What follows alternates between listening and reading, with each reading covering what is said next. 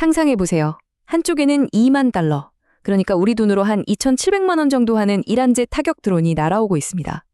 그런데 반대편에서 이 작은 드론을 잡겠다고 쏘아 올리는 요격 미사일 보대는 얼마일까요? 무려 400만 달러, 50억 원이 훌쩍 넘습니다. 와, 정말 말도 안 되는 기산이죠? 이게 바로 지금 현대 비대칭 전쟁이 마주하고 있는 완전히 지속 불가능한 경제학의 현실입니다. 자, 이번 자료 해설에 오신 것을 환영합니다. 오늘은 이 새롭게 떠오르는 드론 전쟁의 경제학, 그리고 현재 글로벌 국방 산업의 판도를 완전히 뒤집어 놓고 있는 세 가지의 극명하게 다른 산업 모델들을 한번 파헤쳐 보려고 합니다. 우리가 도대체 어떻게 이런 상황에 도달하게 된 건지, 이 숫자들이 앞으로의 세계를 어떻게 보여주는지 명확하게 정리해 드리겠습니다. 자, 그럼 본격적으로 들어가 볼까요? 첫 번째 파트, 새로운 전쟁의 경제학입니다. 노동력을 대체하는 첨단 기술에 대한 이야기죠. 지금 치열한 전장에서는 엄청난 병력 부족 사태가 벌어지고 있습니다. 경제학의 기본 원칙 다들 아시죠? 노동력이 부족하면 우리는 그걸 자본이나 기술로 메우려고 하잖아요. 그야말로 기계가 사람을 대체하고 있는 겁니다. 2025년 기준 데이터를 보면 진짜 놀랍습니다.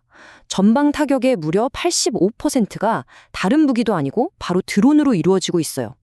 게다가 탄약 보급이나 부상자 후송같이 사람이 직접 하기엔 너무 위험한 임무들 있죠. 이런 걸 수행하는 드론 기반 물류 지원은 작년 대비 무려 5배나 껑충 뛰었습니다. 기계가 인간을 대신해서 생명을 살리면서 그 빈자리를 꽉 채우고 있는 거죠. 두 번째 파트입니다. 우크라이나의 민첩한 무기고, 즉 탈중앙화된 혁신 생태계를 살펴보겠습니다. 이 어마어마한 드론 수요를 감당하기 위해서 우크라이나가 택한 방식은 정말 흥미롭습니다. 덩치 큰 전통 방산업 업체가 아니라 마치 실리콘밸리의 치열한 테크 스타트업 생태계랑 훨씬 더 닮아 있거든요.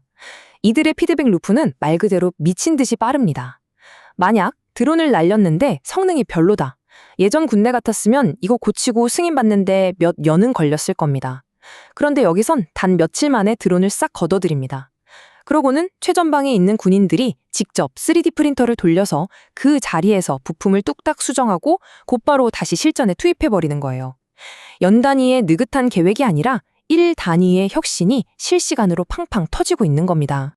이런 스타트업 같은 끈질긴 생태계 덕분에 어떤 결과가 나왔을까요? 연간 1,000만 대? 네, 맞습니다. 우크라이나는 지금 1년에 무려 1,000만 대의 드론을 찍어낼 수 있는 압도적인 생산 능력을 갖추게 되었습니다.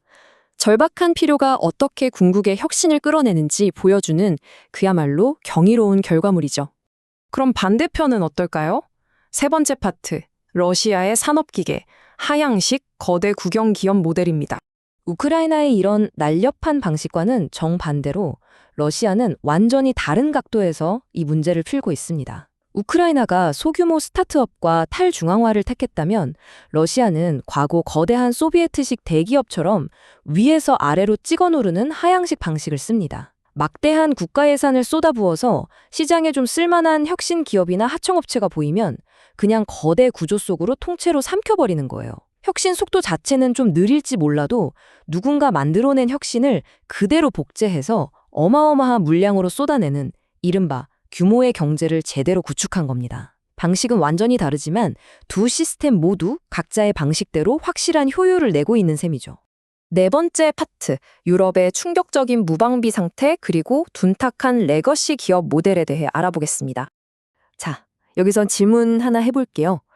그럼 서방 세계의 현 주소는 지금 어떨까요? 앞서 본 두 모델이랑 비교해보면 솔직히 좀 충격적일 정도로 무방비하고 둔탁한 이른바 레거시 기업 모델에 갇혀 있습니다. 이들은 수십억 달러짜리 고도로 맞춤화된 초대형 프로젝트 몇 개에만 매달립니다. 게다가 상장 기업이니까 주주들 눈치도 봐야 하고 이익도 챙겨야 하잖아요. 그러다 보니 생산 라인 하나 제대로 굴러가는데 막 수년씩 걸리는 겁니다.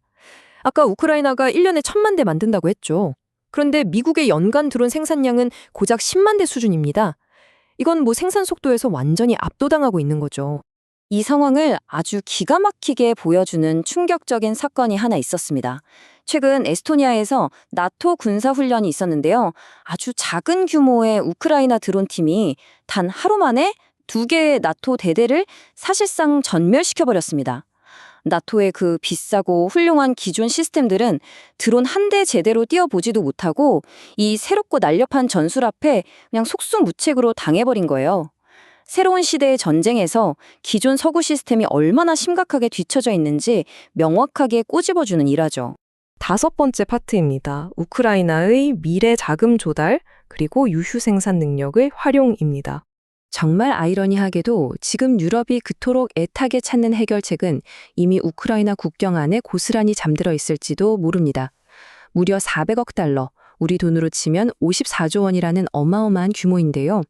이 돈은 지금 우크라이나 내부에 공장도 있고 기술도 다 있는데 단지 자본이 없어서 멈춰있는 방위 산업의 유효 생산 능력을 추정한 최대치입니다. 공장에 떡하니 있는데 돈이 안 돌아서 기계가 멈춰있다는 얘기예요. 그래서 이 잠자는 거인을 깨우기 위해 짜잔 하고 등장한 게 바로 덴마크 모델입니다. 외국 정부가 자기 나라나 서방에 그 비싼 무기를 사들이는 대신에 우크라이나 현재 있는 방산 공장에다가 자본을 직접 투자하는 혁신적인 방식이죠. 특히 2026년 1월부터 수출 금지 규제가 좀 풀린다고 하거든요. 이 변화에 맞춰서 해외 자본들이 이 막대한 유효 능력을 폭발적으로 가동해 보려고 지금 만반의 준비를 하고 있습니다. 그런데 여기서 아주 흥미로운 포인트가 있습니다. 이 상황을 엄청 진지하게 지켜보는 큰 손들이 있거든요. 바로 중동의 걸프 국가들과 아랍에미리트입니다. 이 나라들은 앞서 말씀드린 그 이란제 타격 드론들 때문에 자국의 데이터 센터나 관광업 같은 핵심 경제 기반이 진짜로 위협받고 있거든요. 그래서 가장 험난한 전장에서 이미 빡세게 실전 검증을 마친 우크라이나의 다층 방공 시스템과 드론 기술에 직접 투자하는 방안을 아주 심각하게 고민하고 있습니다. 자, 이제 마지막 6번째 파트입니다. 쇠퇴하는 강대국의 딜레마. 시계에 쫓기는 러시아 경제를 들여다보겠습니다. 시야를 좀 더 넓혀서 거시경제 쪽을 한번 볼까요? 지금 양측을 아주 위험한 시간 싸움으로 몰아넣고 있는 째깍거리는 시계가 하나 있습니다. 2026년 경제 지표를 보면요. 우크라이나는 이 난리통 속에서도 2.3%라는 플러스 성장을 유지할 걸로 보입니다. 반면에 러시아 국내 경제는 상황이 영 안 좋습니다. 인플레이션은 15%까지 치솟았고요. 무엇보다 국가 경제의 뼈대가 되는 투자재 지표가 2024년 대비해서 무려 25%나 곤두박질 쳤습니다. 장기적인 기초 체력이 팍팍 깎이고 있다는 뜻이죠. 바로 여기서 기가 막힌 학술적 개념 하나가 등장합니다. 쇠퇴가는 강대국의 딜레마라는 건데요. 피할 수 없는 경제적 몰락을 마주한 국가가 자기 힘이 완전히 빠져버리기 전에 오히려 단기적으로 훨씬 더 공격적으로 돌변하는 현상을 말합니다. 장기적으로 보면 러시아 경제는 서서히 바다 밑으로 가라앉는 녹슨 타이타닉호 같습니다. 하지만 바로 그렇기 때문에 완전히 침몰하기 전인 지금 당장이 나토와 서방 세계에는 가장 위험하고 즉각적인 위협이 될 수 있다는 소름 돋는 분석이죠. 여기에 상황을 한층 더 살벌하게 만드는 변수가 툭 튀어나옵니다. 바로 1,500억 달러입니다. 이란이 얽힌 중동 분쟁 때문에 유가랑 천연가스 가격이 뛰면서 러시아가 2026년에 챙기게 될 임시 경제 수익인데요. 이 엄청난 현금은 러시아의 현재 공식 국방 예산을 사실상 2배로 뻥튀기 할 수 있는 규모입니다. 서서히 힘이 빠지던 강대국 손에 갑자기 막대한 꽁돈이 쥐어지면서 지금 당장 공격적으로 치고 나가도록 부추기는 완벽한 재정적 폭풍이 몰아치고 있는 겁니다. 오늘 우리는 날렵한 스타트업 같은 우크라이나, 모든 걸 집어삼키는 거대한 국영기업 스타일의 러시아, 그리고 아직도 굼뜬걸음을 걷고 있는 서구권까지 이 세 가지 방산 모델과 그 뒤에 숨겨진 경제학을 싹 다 파헤쳐봤습니다. 이번 해설을 마무리하면서 여러분께 아주 도발적인 질문 하나를 던져보고 싶네요. 과연 덩치 크고 낡은 기존의 레거시 시스템들이 제 시간에 맞춰 적응할 수 있을까요? 아니면 글로벌 안보의 미래는 결국 저 흙먼지 날리는 최전방에서 피어난 민첩한 스타트업들의 손에 결정될까요?